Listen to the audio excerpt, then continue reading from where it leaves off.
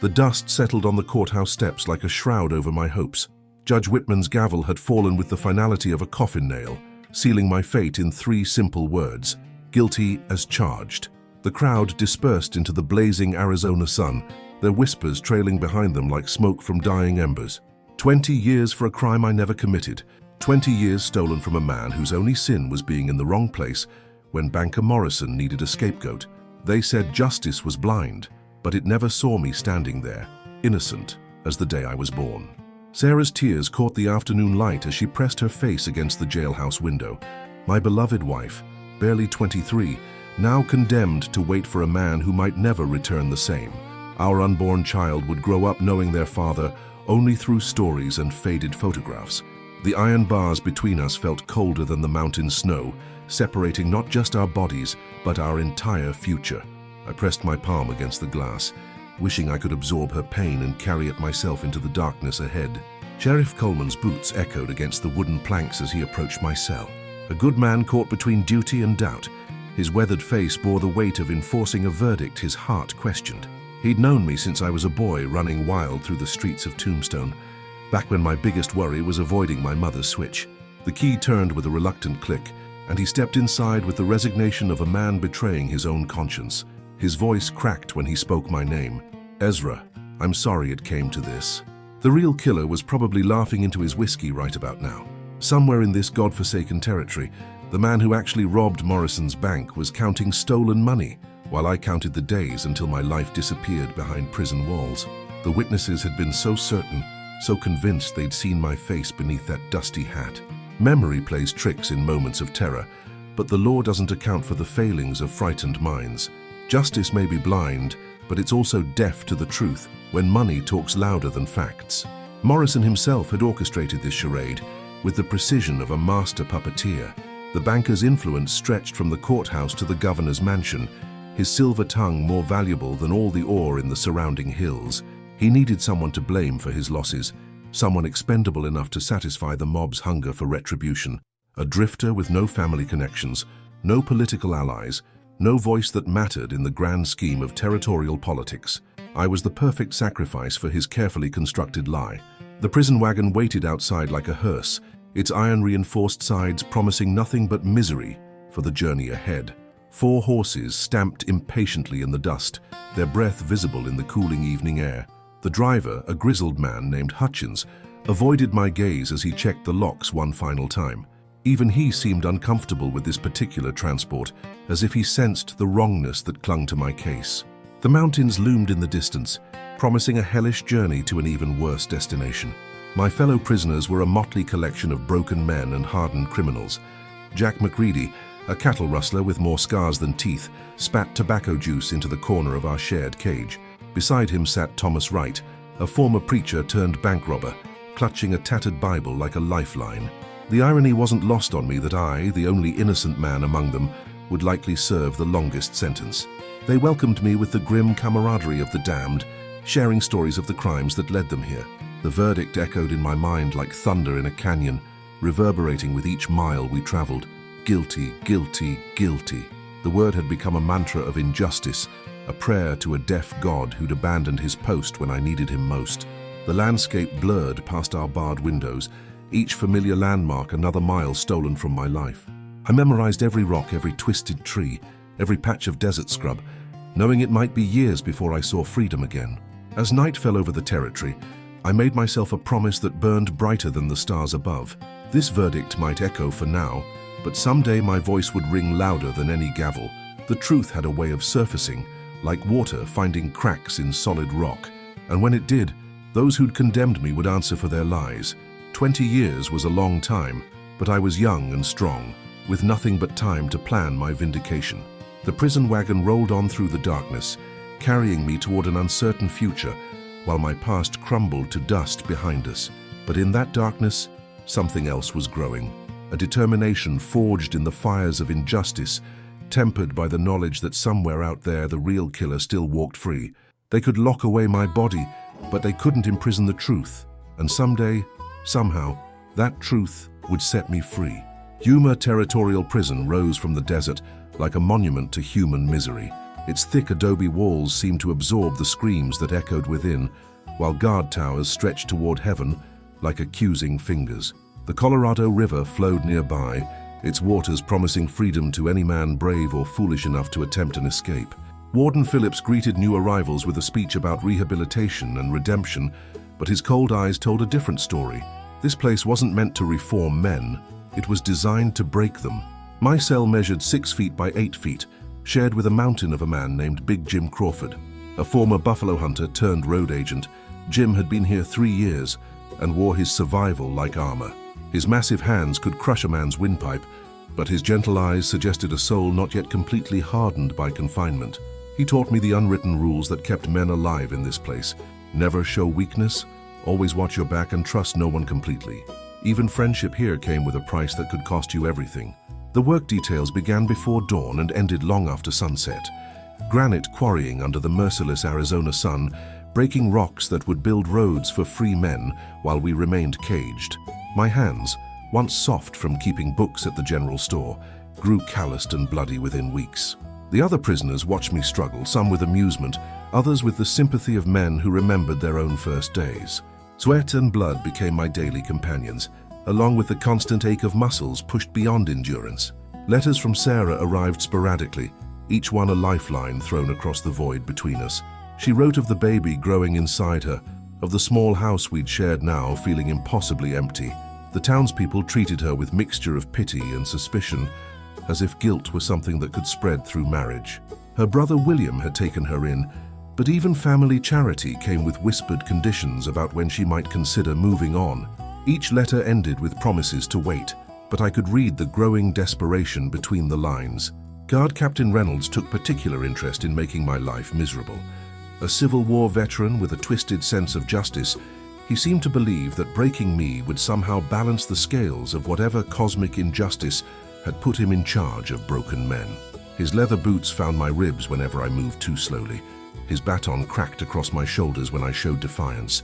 He whispered threats about Sarah, about what might happen to a pretty woman alone in a rough territory. The rage that built inside me was dangerous, but it was also what kept me alive. Among my fellow inmates, stories of the outside world became precious currency. Old Pete Martinez, serving time for smuggling, spoke of changes happening across the territory. New railroads bringing civilization, mining booms creating overnight millionaires, and outlaws being pushed further into the margins. The world was moving forward, while we remained frozen in this concrete hell. But information was power, and every scrap of news might someday prove useful in ways we couldn't yet imagine. The prison library was my sanctuary, a small room filled with donated books and discarded newspapers. Father Mackenzie, the prison chaplain, had gathered these volumes with the faith that knowledge could redeem even the most hardened criminal.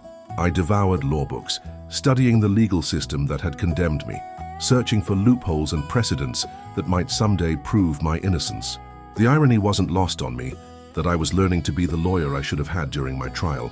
Winter brought relief from the heat, but new forms of suffering. The desert cold cut through our thin uniforms like knives, and the lack of adequate heating made sleep nearly impossible. Men grew sick and died, their bodies carried out under cover of darkness to maintain the illusion of order. I watched good men waste away while others seemed to thrive in the harsh conditions. Survival here wasn't just about physical strength. It required a kind of mental fortress that could withstand the constant assault on human dignity. A new prisoner arrived in December, a drifter named Samuel Harrison, who claimed to know something about the Morrison bank robbery. His nervous energy and furtive glances suggested secrets that might prove valuable, but trust was a luxury I couldn't afford. He'd been traveling through Arizona territory around the time of the crime, working odd jobs and staying just ahead of the law. During our brief conversations, I sensed he was holding back information that could change everything. The question was whether that information would help or destroy me. As my first year in Yuma drew to a close, I realized that prison was changing me in ways I'd never anticipated. The soft-spoken bookkeeper who'd entered these walls was being replaced by someone harder, more calculating, more dangerous. The injustice of my situation had planted seeds of something dark in my soul, and I could feel them growing with each passing day. Freedom, when it came, would reveal a very different man than the one who'd been wrongly convicted. Whether that change would prove to be salvation or damnation remained to be seen. 3 years into my sentence, Samuel Harrison finally broke under the weight of his conscience. During a fierce summer storm that masked our whispered conversation, he revealed the truth that had been eating away at his soul. He'd witnessed the real robbery, seen the actual killer's face clearly in the afternoon sun. The man was Clayton Burke, Morrison's own business partner, who'd staged the theft to cover massive debts from failed mining ventures.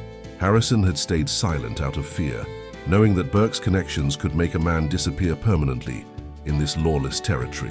The revelation hit me like a lightning strike, illuminating the conspiracy that had destroyed my life. Morrison hadn't just needed a scapegoat, he'd helped his partner orchestrate the entire charade to save their failing business empire. The witnesses had been coached, the evidence manufactured, the trial a mockery of everything justice was supposed to represent. Burke had used the stolen money to pay off creditors, while I rotted in prison for his crimes. The rage that consumed me was white-hot, pure, and absolutely justified. Harrison agreed to sign a sworn statement detailing what he'd seen, but we both knew it wouldn't be enough without additional proof. Burke and Morrison had covered their tracks too well, and 3 years had given them time to solidify their stories. We needed more than the word of a convicted criminal to overturn my sentence. Father Mackenzie helped us craft a careful letter to Sarah, written in code that only she would understand, asking her to investigate Burke's activities around the time of the robbery. Sarah's response arrived 2 months later, hidden inside the binding of a donated Bible. She'd discovered that Burke had left town immediately after the trial, claiming urgent business in California. His mining claims had been quietly sold to Eastern investors, and his house had been shuttered and abandoned. Most damning of all, she'd found witnesses who remembered seeing him with large amounts of cash in the days following the robbery. The truth was finally emerging from the shadows, but proving it would require more than scattered evidence. A new arrival in the prison brought unexpected opportunity. Marcus Finnegan, a former Pinkerton detective convicted of corruption, possessed skills that could prove invaluable to my cause. His fall from grace had left him bitter toward the justice system that had betrayed him, making him a natural ally in my quest for vindication. Together, we began planning something unprecedented, an investigation conducted from within prison walls, using the network of criminals, guards, and visitors to gather the evidence needed to expose the truth. Finnegan taught me the art of reading people, of finding weaknesses that could be exploited for information. Guard Reynolds' gambling debts made him vulnerable to manipulation, while Warden Phillips' political ambitions could be used as leverage. We began carefully cultivating relationships, offering small favors and privileges in exchange for access to communications with the outside world. The prison that had seemed like a tomb was slowly becoming our base of operations in a campaign for justice. The break we'd been waiting for came from an unexpected source. Big Jim Crawford received a visit from his cousin, a saloon girl named Rose who worked in Tucson. She'd overheard Burke bragging about his clever manipulation of the legal system while he was drunk and trying to impress her with his intelligence. Rose's testimony, combined with Harrison's statement and Sarah's evidence, was beginning to paint a picture that even corrupt officials couldn't ignore. The truth was taking shape, piece by carefully gathered piece. Our investigation revealed the full scope of Morrison and Burke's conspiracy. They'd not only framed me, but had been systematically looting the bank's deposits to cover their mining losses. Several other depositors had lost their savings, but the bank's reputation had been preserved by blaming everything on the supposed robbery. The real crime was far more extensive than anyone had imagined, involving multiple victims and a web of financial fraud that stretched across the territory. Captain Reynolds' growing desperation made him increasingly dangerous as our investigation progressed. He seemed to sense that change was coming, though he couldn't pinpoint the source of his unease.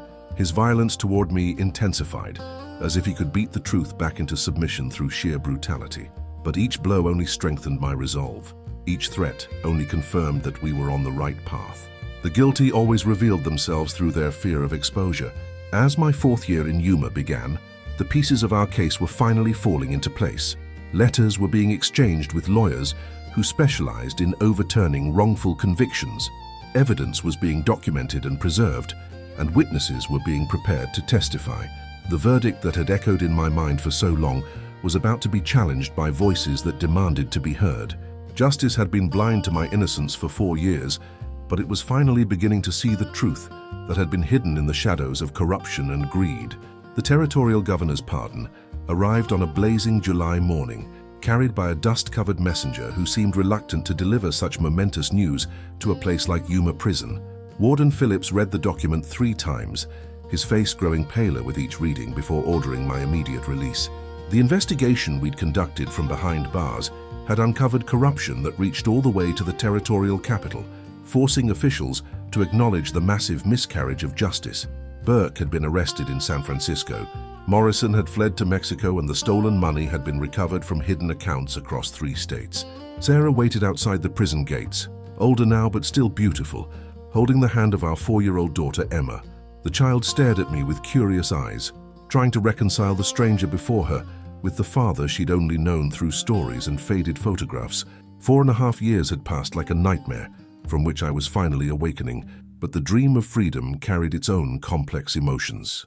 The man walking out of Yuma wasn't the same one who'd walked in, and we all knew it would take time to bridge the gap that injustice had carved between us.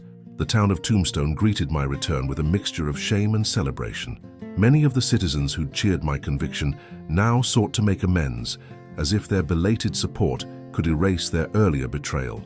The newspaper ran a front-page story about the terrible miscarriage of justice, conveniently ignoring their role in drumming up public sentiment against me. But some faces in the crowd showed genuine remorse, people who'd harbored private doubts but lacked the courage to voice them when it mattered most. Captain Reynolds faced his own reckoning when investigators discovered his connections to Morrison's conspiracy. He'd been paid handsomely to ensure my suffering in prison, to break me before I could cause problems for the real criminals. His arrest brought me a satisfaction that was both sweet and bitter, justice for his cruelty, but it couldn't restore the years he'd helped steal from my life. He begged for mercy as they led him away in shackles, but mercy was a luxury he'd never extended to others. The civil lawsuit against the territory and the surviving conspirators promised significant compensation, but money couldn't buy back the lost years or heal the scars left by injustice. Emma called me Sir instead of Daddy, and Sarah sometimes flinched when I reached for her hand, unconscious reactions to the stranger I'd become. The soft-spoken bookkeeper was gone, replaced by someone harder, more suspicious, forever changed by the experience of being crushed beneath the wheels of a corrupt system. Burke's trial became a sensation throughout the territory, drawing reporters and curiosity seekers from as far away as San Francisco. He maintained his innocence to the end, even as witness after witness testified to his guilt and the evidence mounted against him. When the judge read the guilty verdict, I felt no triumph, only a hollow satisfaction that justice had finally stumbled toward the truth. His 25-year sentence seemed inadequate payment for the lives he'd destroyed, but it was more than I dared hope for during my darkest days in Yuma. The prison friends who'd helped me prove my innocence were granted early paroles in recognition of their assistance. Big Jim Crawford opened a small ranch outside Phoenix, while Samuel Harrison found work as a security guard for a mining company, his conscience finally clear after years of burden. Even Marcus Finnegan received a commutation of his sentence, though he chose to disappear into the vast territories rather than face the Pinkerton agents who still considered him a traitor to their cause. Father Mackenzie visited me months after my release, curious about how freedom was treating a man who'd spent so long in captivity. I told him about the nightmares that still haunted my sleep, the way sudden noises made me reach for weapons that weren't there, the constant awareness that justice was a fragile thing that could be corrupted by those with enough money and influence.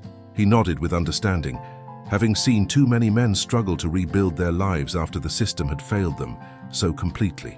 As autumn painted the desert in shades of gold and crimson, I stood on the courthouse steps where my nightmare had begun over 4 years earlier. The building looked smaller now, less imposing than the monument to injustice I'd remembered during endless prison nights. A new judge sat behind the bench, younger and hopefully less susceptible to the corruption that had infected his predecessor.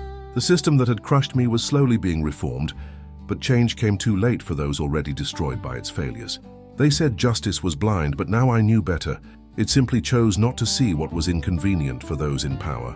The verdict that had echoed in my mind for so long had finally been answered by a louder voice, the voice of truth that could never be completely silenced. I was free, but freedom carried the weight of knowledge about how easily innocent lives could be destroyed by lies dressed up as law. In the end, justice hadn't saved me. I'd had to save myself, one carefully gathered piece of evidence at a time, proving that sometimes the guilty must be their own prosecutors, judges, and jury in the court of an indifferent world.